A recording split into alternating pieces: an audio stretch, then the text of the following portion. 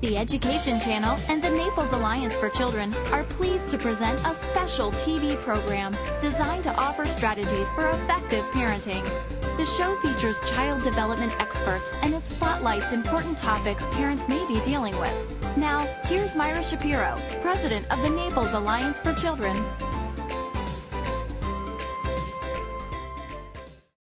Welcome to Naples Alliance for Children, and today we're going to look at Fit Kids.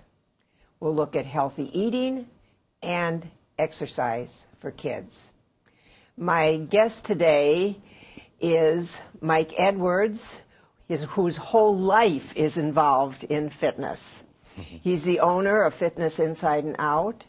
He is, and I'm going to have to look at this, he is an MS in exercise. He's an exercise physiologist. And that means he is an expert in exercise, but he also has information on nutrition. And besides his day job, Mike is a father of two children, Sydney and Mark. Super Mark will be with us a little later in the program, and his wife Gina. And he lives fitness all the time. He does things at home, right? You're a fit person. Your whole family is into fitness. And how does this work, where you can just take fitness and bring it from the workplace into the house? Well, it just is a priority in my life and through my family. And now that we have two young kids, it's a big part of, their daily activity too, in terms of just maintaining a healthy lifestyle and bringing up a generation of kids that are going to have that same type of value, so that hopefully they can pass that on to their kids or even just their friends. Now, let's look first at healthy eating. Doesn't sound like much fun to eat healthy. Can eating be healthy and fun? Well, I think, that's where the creativity comes into it and getting the kids involved. I mean, I think the school system does a good job of educating kids on what healthy foods are. And so I think the more you can incorporate that into your daily living, the better. I mean, there's a lot of good products out there, making smoothies and different things like that, where you can throw different types of fruits in it and have the kids be involved in the cooking. I think that helps encourage them to find the value in it, rather than just simply talking about healthy food, but having them part of the process. Now, last night I Googled, and I Googled children's obesity, and I Googled fit kids. I got probably over 1 million, almost 2 million hits on just obesity in kids, finding that this started way back. It isn't that far back as far as the Surgeon General's call, but that was in 2002, and I think before, again now. Just what can we do? I mean, you say it starts at home and it's part of the home situation. Right. What things should we look at as far as what are things we can do to make sure, and what should we look at when we purchase food? Well, I think the main thing is we're very fortunate that we live in a community where we have a lot of fresh fruits and vegetables. So the first thing I would suggest is to try to get local fruits and local vegetables to start, that you can benefit the local community, but also the markets and different things like that, to get as much whole foods as you can, in terms of that's what your diet's mainly consisting of, in terms of the fruits and vegetables. And that's where the kids can have fun, in terms of going to the markets and going to the flea markets and different things where they can help pick out the fruits and vegetables that they want to have throughout the week. But I think the other part too is in the supermarket, is being more conscious of actually ingredients, and not so much just the nutritional information in terms of the fat, the calories and things like that, but actually looking at the ingredients first, to making sure that you're getting the vitamins and minerals that you need, because there's a lot of great choices out there now, but the unfortunate part is there's a lot of things that are bad choices. And so consumers need to start determining the market more than the market itself. Now, how do we do that? I'm a busy person. Right. I've got kids with me who are running all over the place, want the candy, want the fancy cereals, whatever they saw on TV. how can a person in the shortest period of time go through the store and see just what they should be buying? Well, I think a lot of it, what I do typically is, I'm fortunate that, that my wife helps out and everything too. I know that there's, a lot of single parents out there now and stuff, so they have to balance not only handling the kids but doing the shopping and stuff themselves. But one suggestion I make is to create a shopping list where you're actually looking at the ingredients and looking at the nutritional information so that you have a good foundation to start with. And then from that, you have the kids involved in helping you, with the menu and finding out what their likes and dislikes are. A thing that I found that's very helpful with us, with the kids, is in terms of vegetables and things like that. They have a lot of the, for instance, broccoli and things like that are really shredded up really fine for salads and stuff like that. Well, you can mix that in with their regular meals or something like that just to give them a variety, and that way they're incorporating vegetables into their diet that way. Now, let's just take cereal, because that's a big thing with kids, and would follow through with the other things. What do you look for when you see all the things listed in the cereal, say wheat and sugar and whatever? Right. What do you look for? Well, I think the first thing is to look at the nutritional content to begin with in terms of the actual ingredients. There's a lot of sugary cereals out there and different things like that, but the more that you can get a wholesome cereal that has some grains in it, and you can even mix that. If they have a cereal that they particularly like that doesn't have as much sugar in it, you can mix that cereal with another type of cereal so that way you have more fiber, that way you have some more grains. But the importance of that, too, is that they're able to sustain that throughout their day so that you're not giving them a real high sugary cereal in the morning and then sending them off to school, because they're going to get that quick rise in their sugar levels, and then they're not going to be able to sustain that throughout the day. So it's more of giving them a balance through their cereals, and that's when you can add the fresh fruits and things like that to their cereal as well. But on the box, where does it, and I probably should have brought a box with me, but on the side I know I can look, and it says fat, and it says whatever it says on it. I know that it's the thing that's first listed is the one that it's the most of, so if sugar was number one, it would be pretty sweet. Right. What items should you look for as being the healthy items that should be up at the top of that list? Well, with cereals, especially with kids, they're typically high cereal sugars, and a lot of what they'll do on them now is they'll say no cholesterol or trans fat free, and those are kind of buzzwords, but there's a lot of things that didn't have trans fats or didn't have cholesterol to begin with, so it's just basically a marketing tool for them to get you to buy the cereal. But the first thing I would look at is actually look at the ingredients, like you said. A lot of the obesity studies that are coming out with, they're finding that a lot of the problems are because of the unbleached white flours and things like that. So the first thing I would look at is to see, is there actually a whole grain?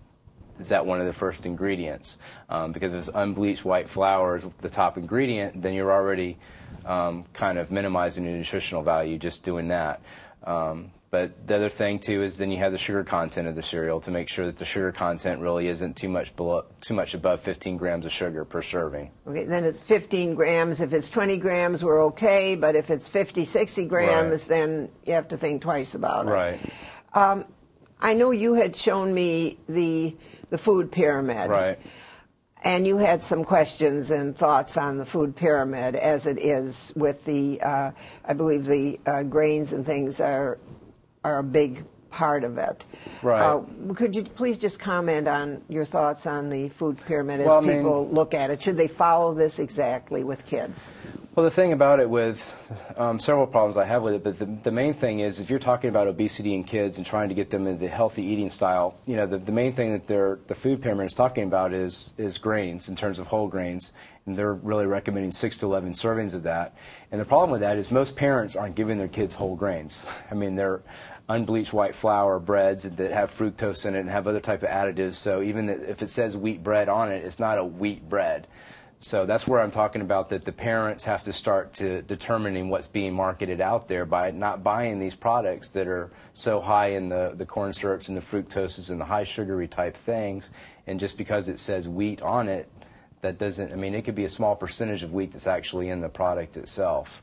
But I think that you need to look at it more in terms of the fruits and vegetables first, simply because of a nutritional standpoint, in terms of your vitamins and minerals, that should be a center keystone to where you're starting with your diet. And even on the food pyramid at the top, it puts fats in there with sugar in terms of use sparingly. Well, if you're a young parent with a kid growing up, fat is an important part of their diet in terms of cellular development, brain development, and all that. So for you to minimize the importance of that, I would just say that you need to, increase the importance of what a healthy fat is. For instance, getting more of your fats through your nuts and through your olive oils and different things like that, so that they're getting, the healthy fats and not so much of the processed foods.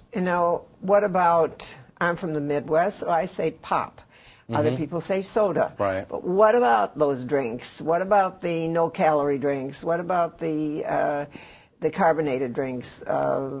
What are your feelings on that? Well, I mean, I think that's a big thing in the media now and the marketing and stuff is the no sugar, the no calories, the no fat, and all that. Well, I look at it as also no nutrition. So, I mean, it's okay to have some of that in moderation, but if that's essentially what you're drinking all day, I mean, 10 years ago, 15 years ago, you'd hear people drinking 6 sodas a day. Well, now we've changed that to 6 diet sodas a day. Well, I don't really know how many gains we've made by doing that, just because of the aspartame and different types of things that they're putting into the drinks that, I really don't know the long-term effects of those. And the things that that I'm concerned with, especially from a parent's point of view, is you're starting to see more intestinal problems, more metabolic problems, and different things like that weren't really existing 10 or 15 years ago. And I think it's time that we really concentrate on more what are we actually giving our family, what are we giving our kids, so that way that we're able to determine more of what the kids are actually eating and being concerned with that. And the other part of that, too, is you have other kids coming to your house. So if you're giving them the sugar-free pop and you're giving them the sugar-free this and that, you've got to really be more aware of just what you're giving them. Now, we want this to be fun, particularly, I mean, we're going to be talking about exercise, too. And exercise, well, it could be really boring, too. Right. But in food, just could you spend the last few minutes that we have just telling us how you in your household make food fun for your kids? Just getting them involved. I mean, I have 2 kids, and I'll be the first to admit that they like different types of foods, which are fine. But it's just a matter of you kind of, deciding what types of foods that they like and how you can mix that in. For instance, Sydney likes strawberries more than Mark does. Mark likes blueberries. Sydney likes bananas more than Mark does. So the point is they're still getting fruits. They're just getting different types of fruits in terms of what they're eating. But even if you're making, I mean, kids, they like macaroni and cheese. Well, make homemade macaroni and cheese and throw in, like I was saying, those mixed vegetables or something that are already cut up really fine, because they're in there, but the kids don't really know they're in there. So you're giving them some nutritional benefit, too. And those could probably be put into smoothies and right. that type yeah. of thing. I mean, it's a great way to do it. Another thing, too, is to create a family cookbook. Go through things that you enjoy and, kind of create your own little family cookbook of things. Well, that sounds great. There's more and more we could talk about, but we do want to get into fitness, and there we're going to introduce, when we get into the fitness section, we're going to introduce Super Mark, your son. Yep. We'll be back shortly. The Naples Alliance for Children program will return.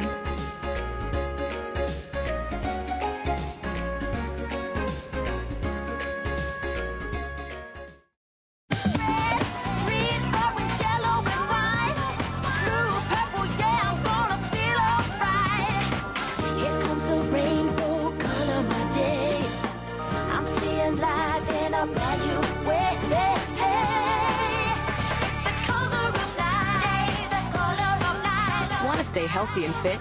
Eat 5 or more servings of colorful fruits and vegetables every day. 5 a day, the color way. The Education Channel, your window to education. We both want more out of that relationship. I'm pleased as punch then. And he came in the same way. There's nothing on TV.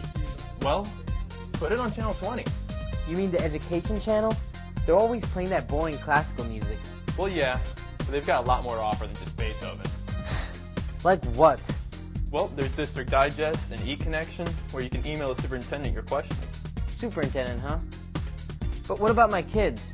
Is there anything on the education channel that they might enjoy? Sure, they've got this show called Story Time, where guests read to kids. And there's also School Zone that takes you inside cool collar schools. All right. Let's see what I've been missing. The Education Channel, your window to education. Now back to the Naples Alliance for Children TV show.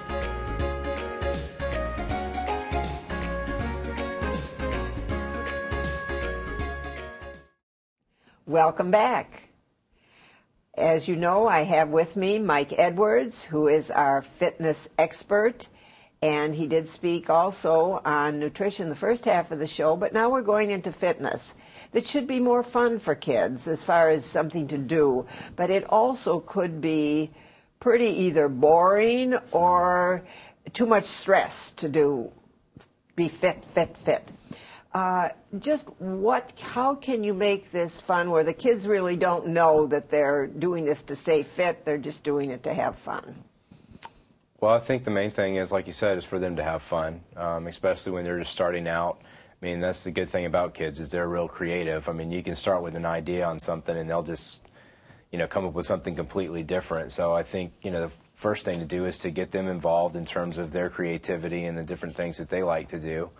But start them at a young age, because the more you start them at a young age, that they build their confidence, and that's just something that they can continue on. It's not something that becomes boring for them. It becomes something that they feel energized by because they enjoy doing it. It's not something that they don't look forward to. They actually do look forward to it. Now, when I know you were telling me at a birthday party, you did a lot of fitness at a birthday party, right, that the kids had a lot of fun. Right. So what did you do at the birthday party? Well, I think that, it was for my daughter's birthday when she turned 5. And so the big thing with them is it was a larger group, so we divided them into 2 separate groups, and we had team names, and they did all the activities and everything that way. But, we did different types of relay races where they put the balloon between their legs and were hopping, and doing different things like that, and the spoon races with the eggs and different things like that. So, if you sit there and look at it, it's very active, it's very involved, but to them it was fun. It wasn't exercise. It was actually an activity, and it was, cheering everybody on, and there wasn't, you won, you lost type of thing to it. It was more just energizing them. And then the other thing was we put a little T-ball set out, and each of them had 3 hits, and then they ran around the bases, and they rotated through. And it was interesting because at first there was only a couple of kids that were wanting to do it, but once they saw the other kids doing it, then it became, something very popular for them to do. What about that poor kid who can't hit the ball? Well, but that's the thing about it is you had kids that weren't able to hit the ball the first time or the second time, but then, just in that, hour and a half period of time that we were rotating them through different things, it was amazing just seeing not only them being able to hit the ball, but their confidence and their enjoyment going up. And that's where the encouragement comes in, and for them to just be active with it, because, people are going to have different ability levels, but you encouraging them, they're still going to get the enjoyment. And it probably was better than sitting in a movie that afternoon. Well, yeah, it was a way for them to socialize and get involved, and it was something that they looked forward to, and then the parents enjoyed it because they were tired when the party was over. Went home. Now, let's just carry that over into a family. You talk about family fitness challenge. Right. Just how does that work? How do you work it in your family?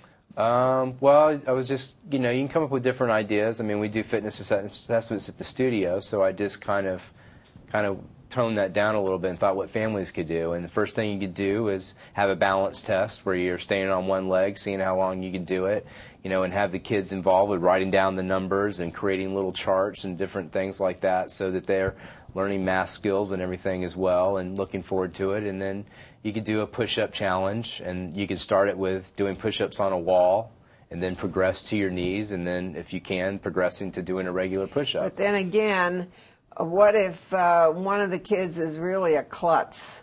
Right. And how do you stay away from the stress of it and also the competition within the family? Well, I mean, I think the thing is you got to encourage it's fun, and that you're encouraging that it's just a starting point for everybody. And you might have somebody that doesn't do particularly well at one exercise, but they actually, if you did it statistically, they might improve next time more than anybody else did in the family because they've really built their balance up, or they've worked on their upper body strength, or they've worked on their endurance, or different things like that. So this could be something that starts off as something that's not very rewarding, but then for them to see the progress, then it becomes rewarding for them. And you're emphasizing the progress, not the competition between it. I think that's where you need to draw the line too, is that it's not a competition in the sense of I did more than you. You got to really cut that part out of it in terms of just realizing this is where you started, and we're going to work on improving that.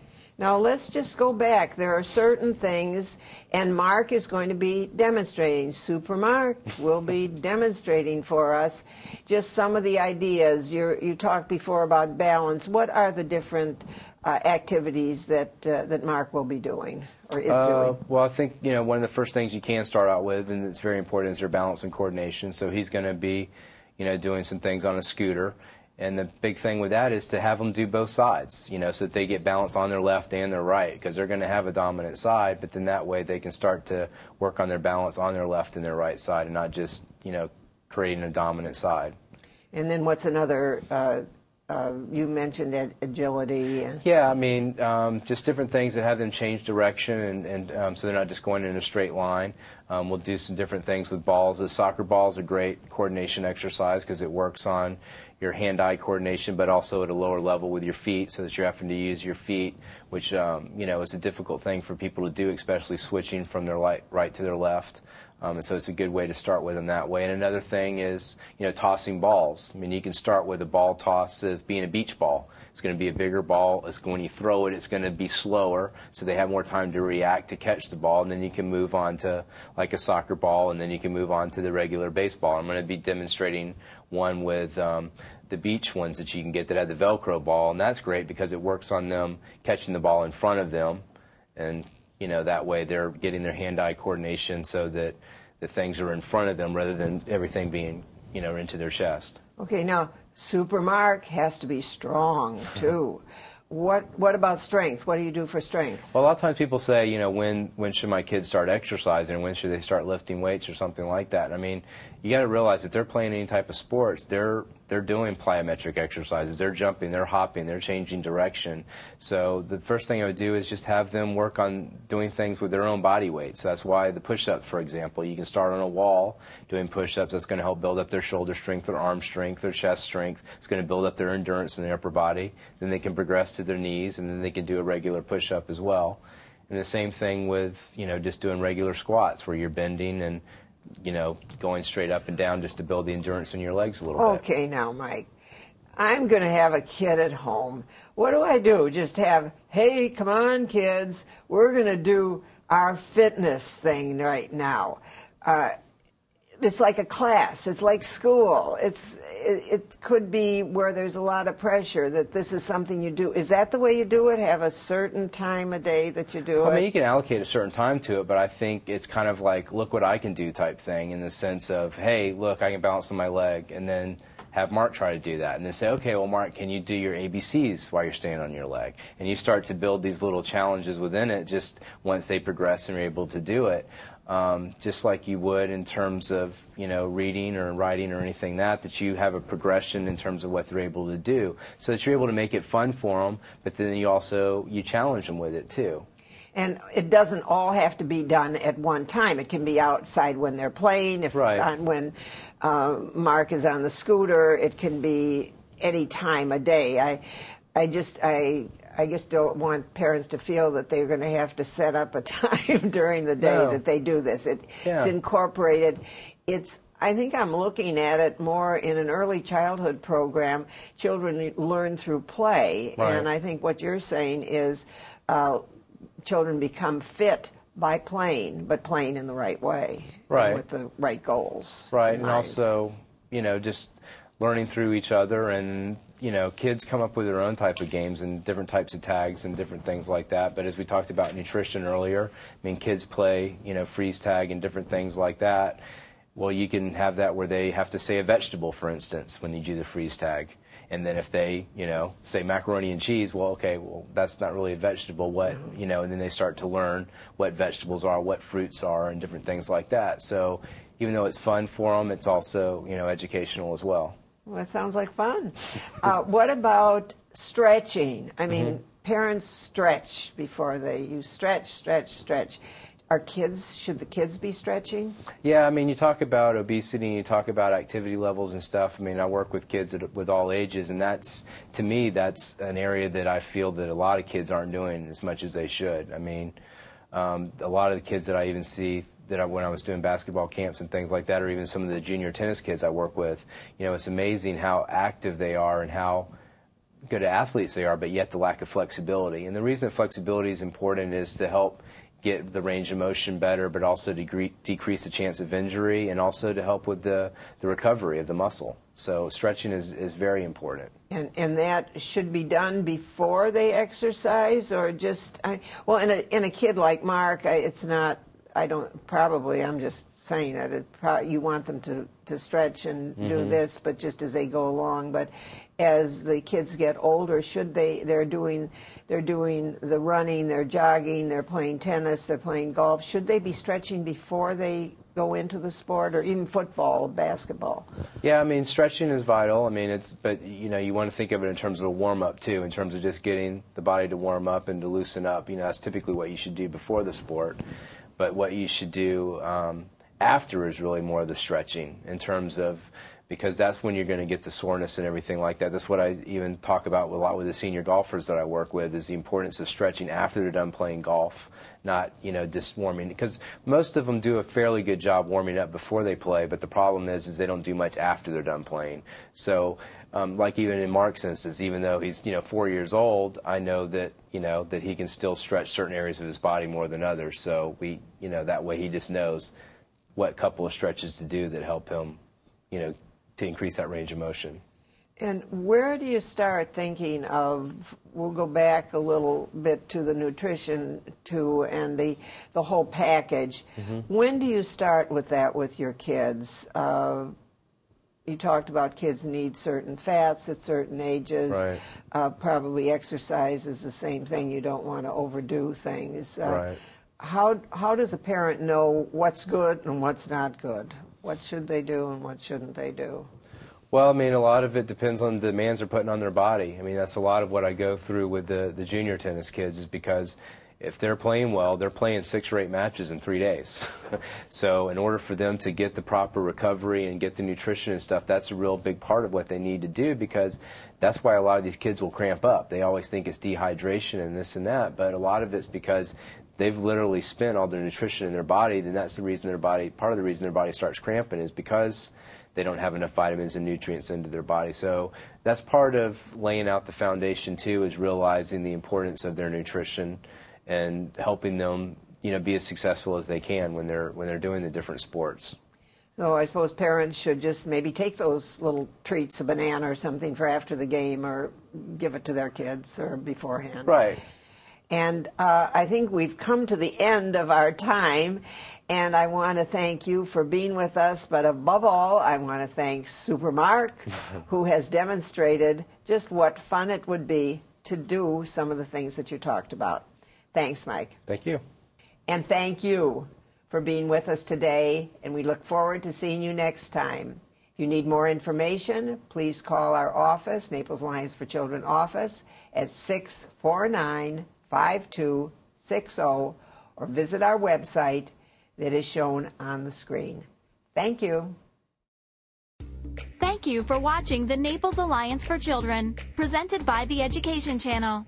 If you have questions or comments for the show, please call 649-5260 or visit napleschild.org.